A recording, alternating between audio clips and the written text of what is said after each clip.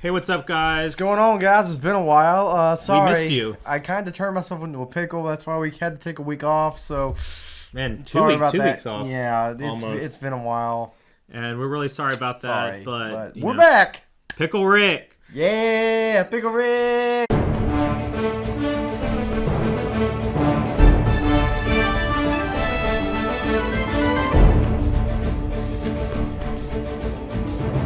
Just to jump right into it, we're going to be reviewing. This is going to be our review for Defenders, the entire first season. So we're going to kind of give it a breakdown. Full disclosure, it's been out for almost a month now, so we're going to get into some spoilers. Well, not into some spoilers. We'll be talking spoilers. We're about to spoil this whole thing like a crack it wide open. Like a glass of milk that's been sitting out for a month. So let's go. Oh my god, such a dad joke. Sorry. It was there. Anyway, I had to take it. So starting off, I think it'd be best to kind of approach this review and kind of talk about, to start off, kind of like where we kind of pick up with the characters, like each one individually. So just starting off, we see Daredevil. He's in a better place in terms of like his personal life. He's doing his he's being a lawyer.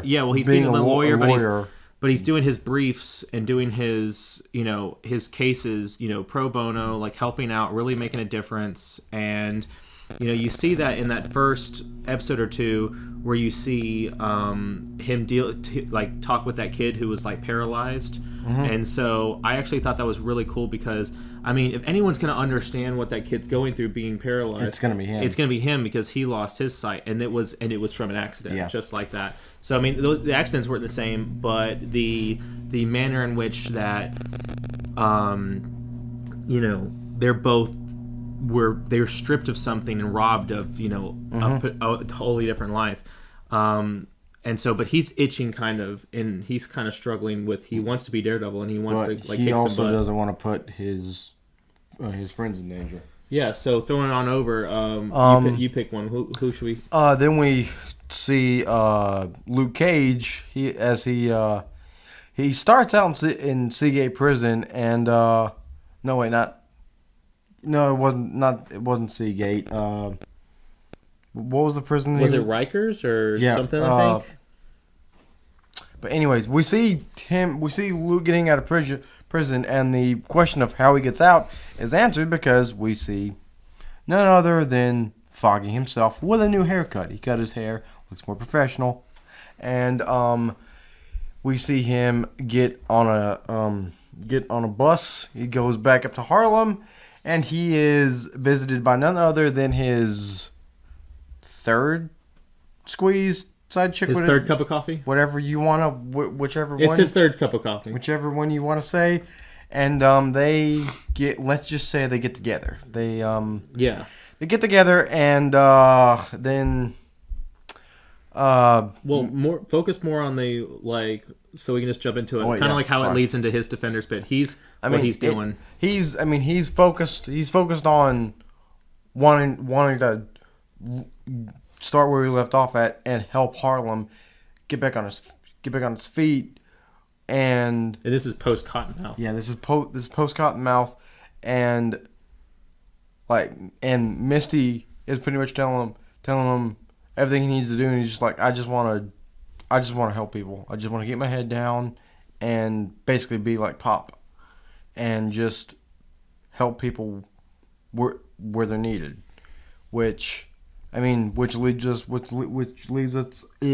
us into Jessica. Yeah, Jessica, I think she's actually not so much struggling in terms of, she's still struggling internally because she's still dealing with Kilgrave's, influence, and, kind of like how basically he was in her head for the longest time. She never kind of got over that, and she's still, she's still, very much an alcoholic. She's still... But that's like a... that's part of her character trait. A core part of her character. Yeah, but she's kind of... But at least with her, though, we see that she's moving forward in terms of, getting back into doing cases again, and trying to she's kind of reluctant to help people. She's reluctant, but at the same time, she's still kind of got that soft spot for people to where she wants to help out, and especially when it's something that's like an enigma or a something tough like to crack, like that something doesn't add up. She really enjoys the challenge. So I mean, when she kind of stumbles upon that whole bit, which kind of leads into Luke Cage, how there was all those bombings going on all over Harlem that was that you were killing those kids, and she finds and goes and it's all linked to one of her cases where the father of that family had disappeared, and turns out they were stuffing one of his getaways or one of the apartments he was renting out with C4. And so it was just really cool. I thought the writers did a good job at like kind of integrating all of the like how Matt becomes Jessica's attorney when she gets arrested. And we're actually, before we get into all that, we're forgetting the fourth member of the Defender Squad. Oh yeah, I wasn't trying to skip over that. I'm just saying, like, I just felt like the way they kind of brought everyone together.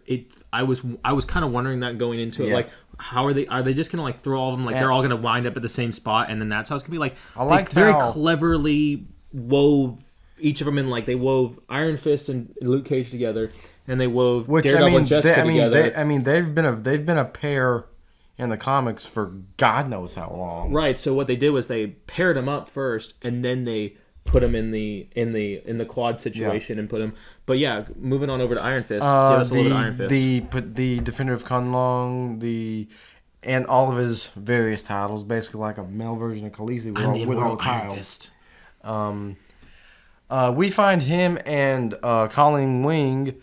They literally. As the last time we saw them, they were trying to get back to Kunlun, and we find out that Kunlun is gone. It's disappeared. So Danny is running around all over the place trying to defeat the Hand, and we find him fighting some guy in the sewers of. Well, it wasn't in Asia. They were somewhere in Eastern Asia. Yeah, somewhere in like Eastern Asia or something. And he also fights. He doesn't know it at the time, but he fights. He's fighting Elektra. Elektra for a brief 5 minutes. He got his butt kicked. And they lost that guy. And so after that, Colleen and Danny jump back on his private jet. Remember, the guy tells them. Yeah. The guy tells them everything's happening. All the good stuff's happening in New York. Yeah, so they go back. So they go back to New York, and as soon as they get back. And basically, an earthquake hits, and that's earthquake. Lightly, they're causing those deep explosions underground that's shaking everything. But basically, so they have Iron Fist is led on with he's kind of given that like tip to go after the. Like, he's investigating the explosions and those where those bodies were found at that place, which then leads them to the kid that Luke is trying to look after. Yeah. So that's how we see the two of them coincide. And then they get into a fight, and Iron Fist promptly breaks Luke's jaw. Well, like that was a cool moment, but I just like finally, I think it was kind of cool for him to kind of experience that like he can be hurt now, like there's somebody that can hurt him, and that I mean he did have that whole bit in Jessica Jones where he got shot like point blank with a shotgun and it like caused him to hemorrhage out. But I mean beyond that though, I like how they set them up together, and kind of like how I really like their dynamic, like how they grew from the beginning of the season to the end of the season. But I also liked how the way they tied in where why am I drawing a blank on her name? Help me out. Night Nurse or no. The attorney, the one that Karen Page. No. Oh, yeah. Trinity. Yeah, but I can't. Why am I drawing a blank on her name?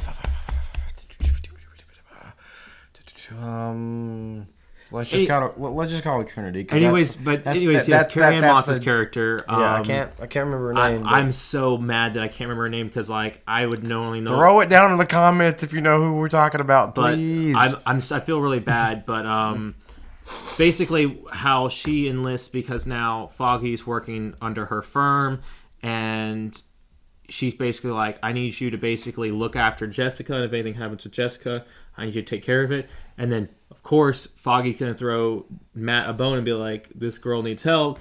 And then I love how they're dynamic because Matt's he's such a kind and nice guy. And then you've got Jessica, who's just a total jerk. diva. Not diva, but like total, just total. I was about to say the B word, and I was about to say is like, well, she already played that in a different show.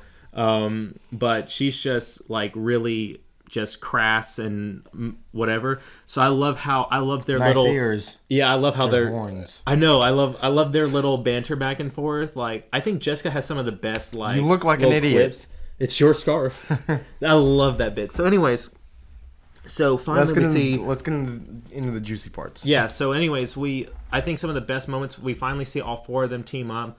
They wind up all going to the location of Sigourney Weaver's character Alexandra, who is one of the fingers. Well, of the actually, hand. it was actually Danny that showed up first. Well, yeah, but I'm saying like in a business suit, try to do this the business way, and then everybody else pours in, and then all. Well, he gave the appearance, but when he showed up, though, he even said he's like, he called him out. You don't call out like the hand unless you're like you don't. There's no way you're not expecting a fight when you're calling out the hand like that. So, I mean, but they were prepared for it because, I mean, they had Elektra on standby. And then, of course, basically how everything worked was how Luke Cage was going there because he was investigating because of the kid, how he was killed. Yeah. And all that going on. And then Matt was investigating because he was looking into it because of Foggy, or because if I remember correctly, it was Foggy that kind of tipped him off. Plus, he also got kind of tipped off from Jessica, and then Jessica stole those plans from when she went and impersonated that like potential business person, and she got those plans for the place. And then of course, Danny just showing up in his suit, ready to wreck some stuff.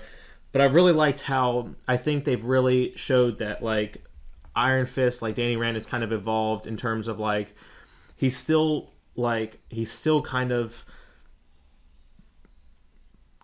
jumping into things prematurely. Yeah, he's still the not the naive child of the group. Yeah, and he's just kind of like just rushing in, and I like how they kind of when he shows up there at that thing, like you can tell he's kind of like it's not coming from a place of like just recklessness. It's coming from like he's confident in his abilities as the Iron Fist, and I like that they basically don't neuter him where he's like he can't summon his Iron Fist because of his chi. Like he's basically post Iron Fist season 1, he can basically channel it whenever he needs to. Like he didn't have a problem summoning it. He's got which was really annoying in the first season. Like I'm like, I guess they had the budget now. And I'm ready for him to get not just one fist, but both of them working. Oh man, if they do like that, like from callback to the Iron Fist season 1 when they showed the video of the Iron Fist in the 1940s Japan. Yeah, and he's just wrecking everybody. I was like, man, that was so good.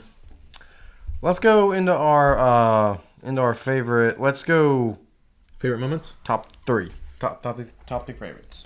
Well, I'm gonna do mine kind of like in order as they happened, like from beginning to end. I'll do the same. I think my first favorite moment that kind of stood out to me was, I think genuinely, automatically, it has to be them doing the fight, the hallway scene where they're all fighting. Yeah. And Daredevil's got his, I was about to say Elektra's, Jessica scarf on, and he's in it, but he's in his like lawyer attire, and we have Luke Cage and Iron Fist and Jessica, and everybody's just kind of like jumping off walls, kick flipping, all of them on screen together for the first time. I had that, we were talking about. It was a very Avengers 1 feel when we finally see that whole round shot of all the Avengers finally on screen at the exact same frame. I was and they're about to wreck shop. Which you saw that in the trailer, but I'm like, they just wreck, and it's so fun and so entertaining to watch. So I think that's my first scene. What about your first? Man, you know I hate piggybacking off of you, but I have to. No, we can. It's fine because it's like it's there totally was cool. it was the hallway scene was definitely one of my favorite moments. I mean, just like I know we saw it in the trailer, but seeing Danny do a wall jump into a punch. How he jumped from the wall. That's some Like, that's some kicked off, that's some jumped, Ninja and Warrior then- stuff right there. I mean, That was so it's good. kind of unfair when you have a blind ninja and you have you've got a cheap powered ninja. It's kind of Well, it kinda kind of hard. reminded me of almost like the Raid, like almost some of the choreography from like these awesome like Japanese American like Yeah. fighting like really good stuff. so good. Okay, moment number 2. I'll lead off. Mine would have to be. This isn't just a moment, but the whole episode of them when they were in the not the Iron Dragon. In that Chinese, When they're in the Chinese restaurant? in the Chinese restaurant, kind of getting to know each other, and then the battle at the end. Yeah, when the hand shows up and Yeah. they crash through. I thought that was actually very well done. Mine actually takes place in that episode, in the restaurant, and we talked about this beforehand, but I thought it was just some of my favorite moments in movies and in television sometimes are not the big action set pieces and not there's some of the lighter moments where we see some real character development. And it's so simple for this one, but yet it's so just effective, and you really feel it. And I feel like Charlie Cox, who plays Daredevil, really sold it for me. Was when he basically Jessica talks to him and just like, listen, they could give two craps, and they're on the same page, and you need to save face, literally with. Danny and Luke, and the best way you can go about doing that is showing that you're on their side and that you can show some trust. And so, we at this point, we know that the only people that know, which is still several people, but the only people that know Daredevil's identity is Karen, Claire, and Foggy. Those are the three that know that he's Daredevil. And then I don't remember. Did the Punisher know? I don't Because I remember think- because they I had don't that think so. tease, like he was kind of like onto him, but like I think I he just don't- didn't really care because he kind of said I think he might. Yeah, I think he might know, but he just doesn't get. He didn't care. Yeah, so I mean, there's Maybe, I the don't three. know. There's the three core people in his life and they all know who he is, and so I like how he just kind of like takes a long deep breath and just like, Floop. and he's just like, oh, whatever, and he just takes it off. Screw He's like, hi, I'm Matt. He's like, and we're gonna be here for a while. Hi, Matt. Right, it's like I'm Matthew, and I'm a recovering alcoholic. It's like, hi Matthew. Anyway, that's an AA meeting. I love how it's like it'd be funny if like Daredevil and Jessica go to an AA meeting. Actually, it would be like more like Tony Stark because he's more of a. Anyways, But, I'd say my third favorite. We talked about this earlier as well. When it's later in the season. The hands, like all the fingers of the hands are talking, figuring out what to do. Madame Gal walks in and says, "Hey guys, we got a problem. The devil of Hell's Kitchen, he's back." that's really good. And then And they all poop the pants, and they're like, because think about it, you've got Luke Cage, Jessica Jones, and even Iron Fist, and those three alone don't intimidate them. But the moment they say the devil in Hell's Kitchen, Because he's like Batman. He just strikes everything, that fear. Everything just goes. Just nope. We're done for. So Which is like, I would love to pick that spot, but I'm gonna give you that. I'm gonna give you that one, and I'd say actually one of my favorite bits is in the very. I think it's the end of the second to last episode or the beginning of the last episode when we see Elektra trick Danny. it's the no. yeah, Never when- mind. I when- thought you were talking about something else. when Sorry. Elektra tricks Danny into opening up the vault. I think no, that's the end of the second to last episode, because the last episode, because it was like a cliffhanger. Yeah. Because the last episode, he's in the spoiler. He's in the dragon or whatever. Like, Okay, well, that was my thing. sorry. Was the reveal that there is dragon, like there's dragon bones, like an actual dragon exists, and it was buried beneath modern day New York City, which means that dragons exist in this universe. Like that like that's what I'm saying. Like it's so crazy how we have like we'll believe in like cosmic beings and celestials, and there's the guardians and different worlds, and now you have dragons. And as I'm saying, and magic with Doctor Strange and dimensions, and it's like, I mean, like, why the hell not? Like, why not have freaking dragons? Fing, boom.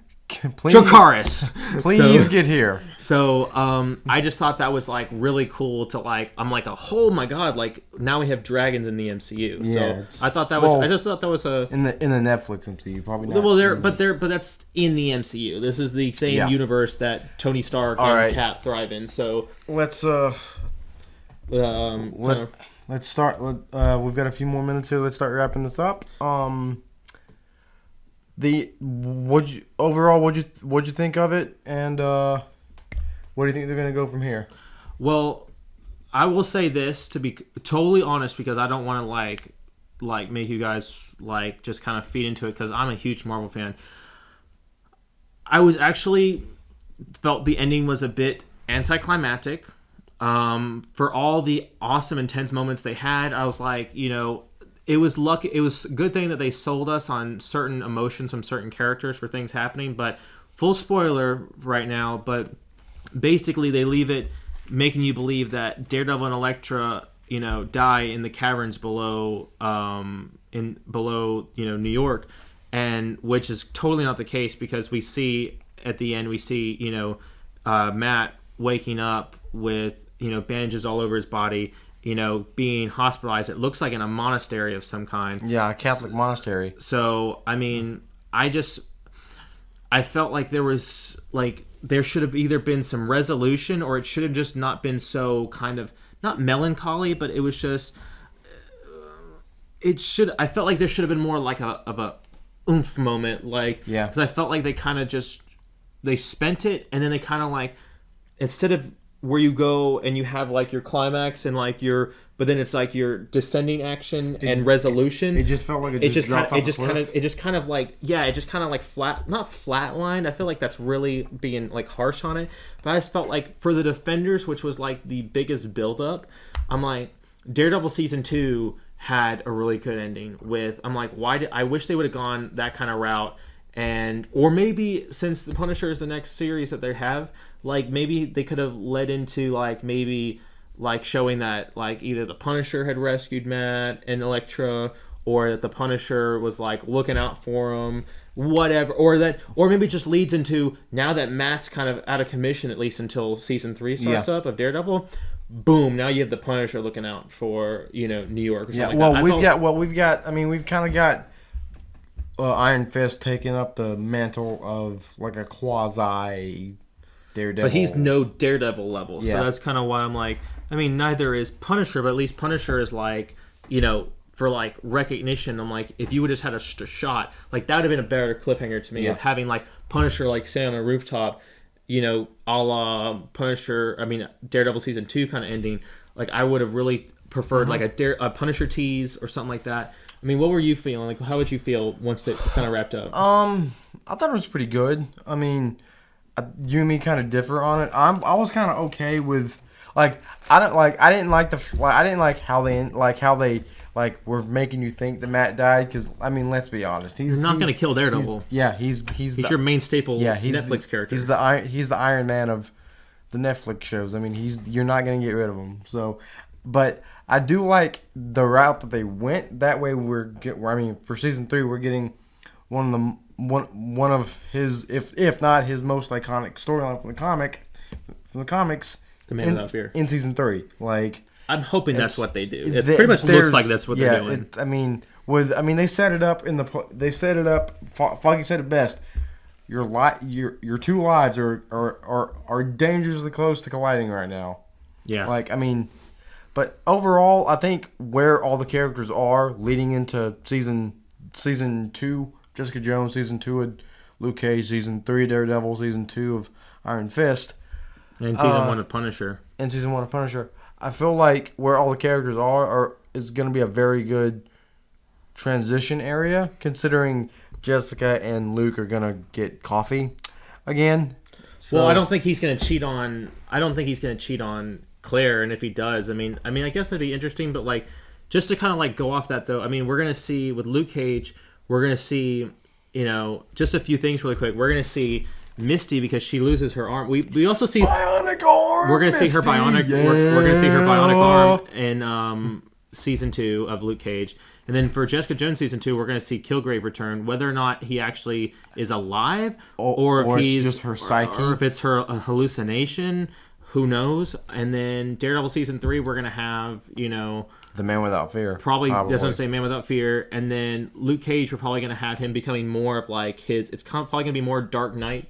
Kind of like where he's actually like he becomes kind of like the Iron Fist that we know. He's probably going to start developing the Two Fist method and whatnot. And then Punisher, of course, I'm so excited about Punisher because then this is gonna be like basically some of the characters we recognize from Daredevil, like Karen Page and whatnot, and we're gonna see them interact with Punisher and kind of see his background and see, as I'm saying, we're gonna actually get to see his origin. Like, I think it's gonna be fantastic. So, but yeah, just. Tell us what you thought. I know this is like a little late compared to most people's review of Defenders. I mean, we just we've had a lot going on these last 2 weeks, but we really appreciate you guys sticking around and still subscribing to our channel, still getting our views. We really we really do appreciate we recognize you guys keep us going. You guys keep us interested in doing what we do.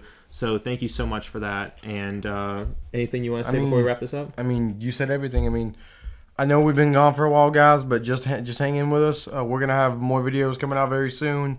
So and not just that, but more content from our Instagram, Facebook page, stuff like that. So but until next time, see you guys later. That's all for today's episode. Thank you guys for watching. And be sure to like this video and subscribe. And click the link in the description below to follow us on social media. See you guys next time.